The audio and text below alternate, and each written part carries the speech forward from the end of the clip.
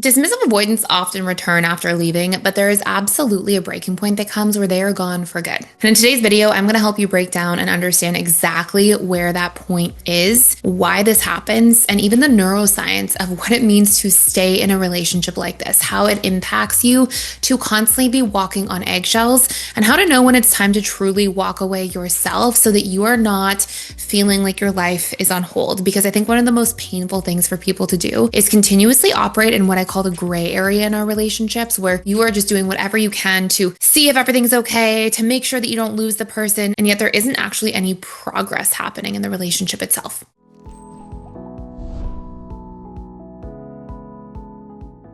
Here's the first major thing, and I'll give you some background first before we get into like the nitty-gritty of stuff. Number one, when the dismissive avoidant is in a relationship and that feeling of emotional disconnection becomes so reinforced, they no longer feel this longing to connect. And here's the tricky part. Their disconnection cycle, where they feel this need to push away and literally not come back, isn't always coming from the person that they're in a relationship with. In fact, it doesn't have so much to do for a dismissive avoidant with compatibility all the time. A lot of dismissive avoidants don't know how to resolve conflict, don't know how to talk out different issues or differences in a relationship. And compatibility in a relationship is not about similarities and differences.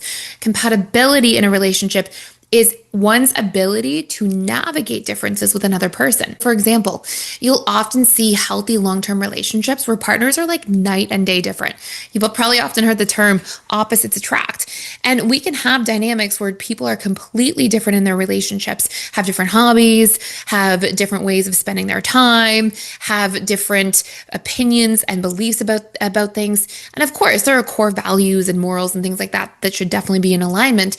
But when people have different interests or different needs in a relationship, different love languages, that's not a deal breaker at all, not even in the slightest. But what becomes a deal breaker is if you don't know how to navigate those things. So if you have a different love language than somebody else and you're not willing to try to love in their love language sometimes, or make space to understand them and vice versa, that's where we get the deal breakers. And for a lot of dismissive avoidants, they're simply disempowered to be able to overcome these things because they've never been taught this. They didn't have a lot of modeling growing up for parents who communicated through differences, resolved conflict in healthy ways, hashed things out if there was a challenge or problem, talked about needs and interchanged them, communicated about things like love languages. These were not topics of conversation in dismissive avoidance households growing up. So what happens here is when they feel like there's this disconnect, they'll often start flaw finding and feeling frustrated, but they don't know how to overcome and solve for this. And if this goes on for a long enough time where they're stuck in that feeling of helplessness, they'll often leave relationships. And again, it's not necessarily because of the other person not being good enough or not being wonderful or amazing. A lot of people who are in a relationship with a dismissive avoidant and they're trying so hard, they come to draw those conclusions. They'll be like, oh my gosh, if I was just a little bit more ABC, if I tried a little harder, if I people pleased them more, finally things could work out. But the vast majority of time, it has honestly nothing to do with that at all. So I just think it's a really important thing to note. Number two, if dismissive avoidants feel criticized in a relationship a lot, they'll pull away. And a lot of times they're very sensitive to criticism. So things that are even just feedback or normal conversations that have to be had in a relationship, like, hey, I'd appreciate if you could try to make it on time to things that we commit to. Timeliness is really important to me. Like, you might have an anxious attachment style who has a desire like that, or wants to just communicate that that's important to their partner. But a lot of times dismissive avoidants kind of take this to like, oh, you're shaming me at my core. You think that I'm not good enough. You think that I'm not, normal here, that I'm not capable of doing healthy relationships. They kind of jump to those conclusions because of their past wounding. And again, it causes them to want to pull away. But the point of no return happens generally when they feel like they have held in their needs for long enough, not communicated what they're feeling in a relationship. And over time, they keep putting up invisible walls between themselves and somebody else.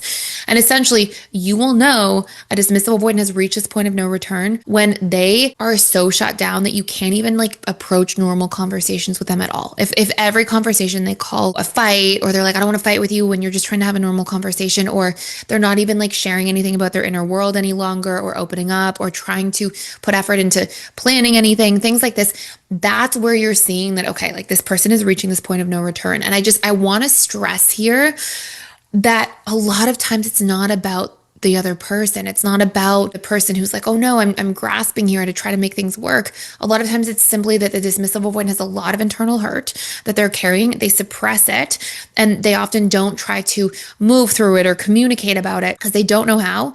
And so as there aren't these breakthroughs, and as there's these challenges challenges are going to happen in relationships from time to time. It's normal.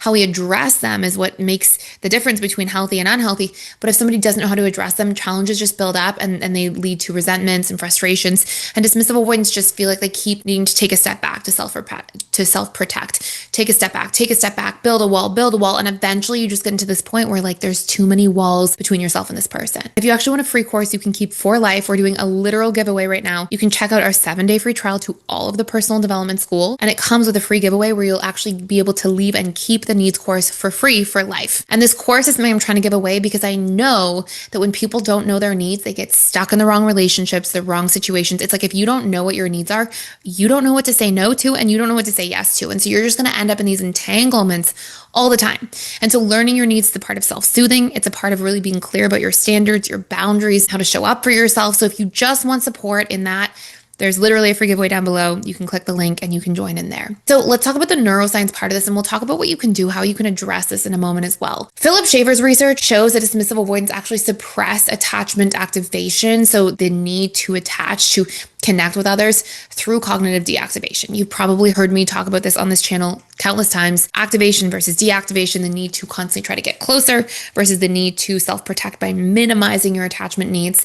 Okay. But over time, this becomes more ingrained. Okay. And I think this raises this really important point here, which is that when we have our patterns, when we have our wounds, our behaviors, when we have our ways that we're used to getting our needs met, it's not like we have these themes or habits in our lives and they just stay the same all the time.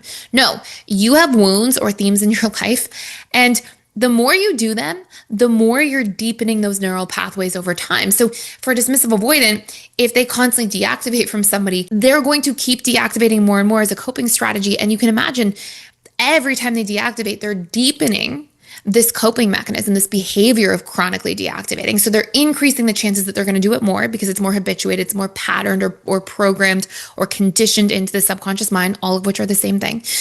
And over time, the more you build walls, the more you're going to need to build walls, because the more somebody feels like a distant stranger to you, the less you're going to feel comfortable being vulnerable. And so it really creates this vicious cycle. And again, a lot of these challenges exist within the dismissive avoidant themselves, having to be able to pause and do some work and learn how to be vulnerable, learn how to hash out conversations and conflict in healthy ways so they don't feel this need to over rely on deactivation. And even James Gross's emotional regulation studies reveal that habitual suppression of emotions rewires prefrontal amygdala pathways. So the dismissive avoidance overuse of emotional suppression just blocks emotional re-engagement. So just both of these studies highlighting how much this is likely to continue on and grow in magnitude over time unless the dismissive avoidant learns to be vulnerable, practices rewiring these neural pathways, practices taking a different approach, is able to self-reflect and introspect and take some accountability in a healthy way for these things.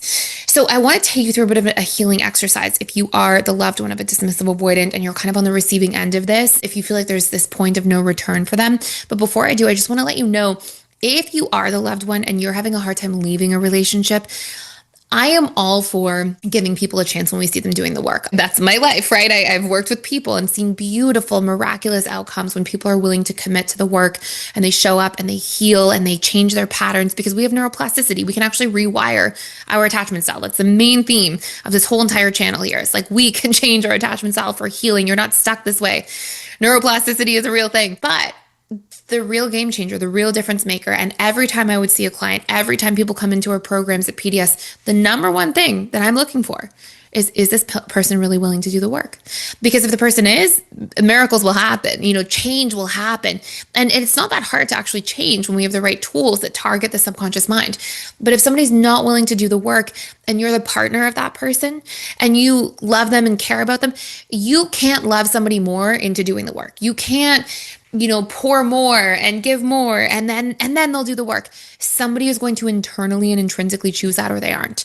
And it honestly has nothing to do with their external circumstances or people in it. So I just want to really highlight that. And if somebody is willing to do the work, then you'll get a lot of healing. So 3 healing actions that you can take. Okay. Just high level actions you can take starting right now. Number 1, if you see this hardening of a withdrawing, if you see that this person is withdrawing more and more over time, and you're not seeing any momentum moving in the other direction, you really have to brace yourself to heal, to step out of that relationship. Because if this withdrawal is just hardening and you're trying to change yourself and say different things and communicate differently, and you're trying all the things under the sun and nothing's working, it probably has nothing to do with you. Okay. There's probably nothing you're going to be able to do to change the dynamic. So I just think it's really important to highlight that. The second thing is I want you to go in and be like, okay, what are the needs that I'm relying on this person for, that I'm so scared of losing from them? Because a lot of times when we're so scared of losing people, it's often that we're also scared of losing the needs they bring into our life, even if those needs are in breadcrumbed ways. So maybe this person makes you feel validated or wanted. Maybe they're only making you feel that way like a 3 or 4 out of 10. But if you don't know how to validate yourself and you're sitting at a 0 on your own out of 10, then you're going to seek for that 3. We always seek breadcrumbs when we are first starving. Okay. You'll put up with the breadcrumbs when you're starving. So I just think that's another really important piece to recognize, that we often chase people because we're chasing the needs that they meet, because we have a sense of emptiness around our capacity to soothe and meet those needs within ourselves. And last but not least, it's really meaningful to ask yourself, what wounds are also chaining me to this potentially not healthy situation? If you're sitting here going, I really want this to work out, I'm so scared of losing them. Well, why? What are you making that mean about you? What are you afraid will happen if you lose them? Are you just deep down? It's not even about this person being your person. It's actually about that you're just so scared of being on your own or being abandoned.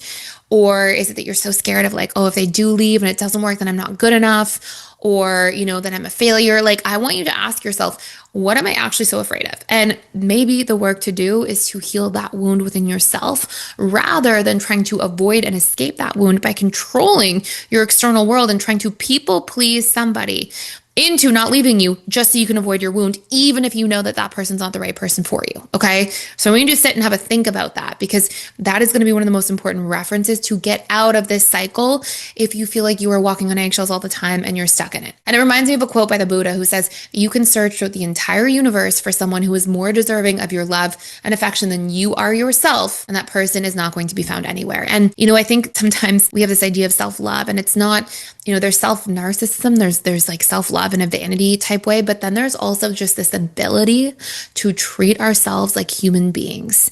And sometimes one of the byproducts of growing up with an insecure attachment style is you get so focused, especially if you're anxious or fearful avoidant, and so fixated on people pleasing outside of you, of being, what you think somebody wants from you, that you forget that you're a human, and you don't treat yourself with compassion or self-love, because you're literally self-silencing, self-abandoning, self-betraying your own morals, values, beliefs, standards, desires, just hoping to win somebody over outside of you. And that is a really painful way to live. And also, that's not going to work. It's not going to bring you happiness or fulfillment in your life. Okay. And so just taking a look at that. And I think a second that, I love overlapping ancient wisdom with neuroscience and psychology. It's, I hope it's okay that I share these things with you, because I love to. And it reminds me of in John 8:32, where Jesus says, then you will know the truth and the truth will set you free. And I think that there's a really important message to be had in this as it relates to this topic, that it can be scary to think, okay, this person's pulling away from me. Okay, this person isn't showing up for me. This is so painful. And this need or desire to grasp at changing that outcome. But sometimes it's the truth that actually sets us free. Sometimes it's the recognition that, yeah, this person is pulling away. They're not the right person for me. They're not capable of showing up in the way that I need right now. We're just not a fit, and that's okay. And so, being able to recognize that even though sometimes truth is painful at first, it's also very helpful and it's very healing in the long run. And being able to not have to sit in a place where you're fearing it can be a next step towards rapid transformation in your own life, and being able to welcome in new relationships, new dynamics that may be a better fit for you long term. So that's it for today. I hope you enjoyed this video. If you did, please like, share, and subscribe, especially if you're somebody who likes neuroscience and psychology and ancient wisdom and where these things all overlap. And I will see you in tomorrow's video.